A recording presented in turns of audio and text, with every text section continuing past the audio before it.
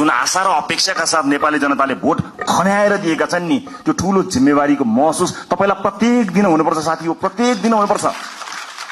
यो देश अहिले पनि बनेन भने कहिले पनि बन्दैन भनेर साथीहरूले भनेका छन्, हर ठाउँमा भनेका छन्। तपाईँ भोट माग्न जाँदाखेरि आमा बाहरूले रुँदै के भनेका छन् तपाईँलाई थाहा छ? बाबु यो देश बचाऊ भनेका छन्। सुन्दाखेरि यो देश बचाऊ कति सामान्य कुरा हो नि, कति गहन कुरो छ, कति गहिरो कुरो छ, कति ठूलो कुरो छ भन्नुहोस् त।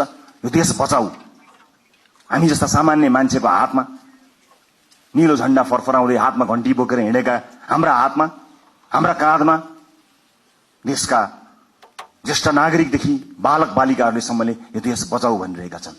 यो जिम्मेवारी हो, ठूलो शक्ति हामीले प्राप्त गरेका छौं। जति ठूलो शक्ति त्यति ठूलो जिम्मेवारी साथी हो। कृपया यो जिम्मेवारीको महसुस यहाँहरूले गर्नुहोला। म जो जहाँ जुन ब्याकग्राउन्डबाट आउनु भएको छ म सबैलाई स्वागत गर्न चाहन्छु। राष्ट्रभित्र सिङ्गो देशको अनुहार छ।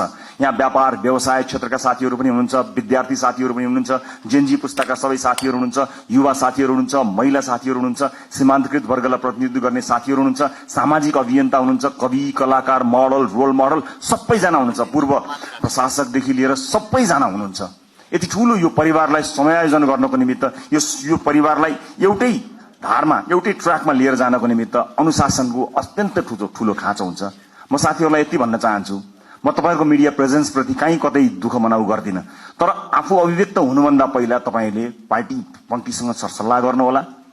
तपाईको सानो बोलीले मतदान गर्ने अर्को मानिसको चित्त नदुखोस्। तपाईको सानो अभिव्यक्तिले देशका महत्त्वपूर्ण सम्बन्धहरूमा आँच नपुर्याओस्। देशका कयौं गहन विषयहरू हुन्छन्, अर्थतन्त्र लगायतका विषयहरूमा तपाईका हल्का टिप्पणीहरूले हामीप्रतिको आशा निराशामा बदलिन सक्छ। त्यसकारणले मैले एउटा अभिभावककै हिसाबले तपाईहरुलाई सचेत गराउन खोजेको हुँ। आजको यो भेटघाट कार्यक्रममा उपस्थित सम्पूर्ण साथीहरू, रासोपा परिवार विशाल परिवार भएको छ। यो सँगसँगै नेपाली नागरिकले हामीलाई ठूलो अभिमत दिनुभएको छ। यसको जगेर्ना गर्नु तपाई हाम्रो कर्तव्य हो। अब संसदको सेसन चले भन्दा बाहेक तपाईहरुको भेट जनतासँग हुनुपर्नेछ। आफ्नो निर्वाचन क्षेत्रमा निरन्तर खट्नु होला। तपाईको निर्वाचन क्षेत्रमा कुनै पनि मान्छेले दुःख पायो भने त्यसको सम्पूर्ण जिम्मेवारी तपाईको हुनेछ, किनकि तपाईलाई उसले जिताएर पठाएको हो, आफूले सुख पाउँछु भनेर पठाएको हो। तपाईलाई सुख दिन होइन, तपाईका माध्यमबाट मैले र मेरो परिवारले सुख पाउँछ होला भनेर तपाईलाई भोट दिएर पठाएको। त्यसकारणले ठूला ठूला हल या ठूला ठूला विदेशी कार्यक्रमहरूको सेमिनारमा होइन, ती गाउँ टोल बस्ती चिया चौतारोहरूमा आफ्ना सांसदहरूलाई देख्न चाहन्छु। हामी सांसद भयौं भन्दैमा त्यो सांसद भएको ब्याचले या त्यो सर्टिफिकेटले एकाएक ज्ञान दिने होइन। अध्ययनको आवश्यकता पर्छ, ज्ञानको आवश्यकता पर्छ।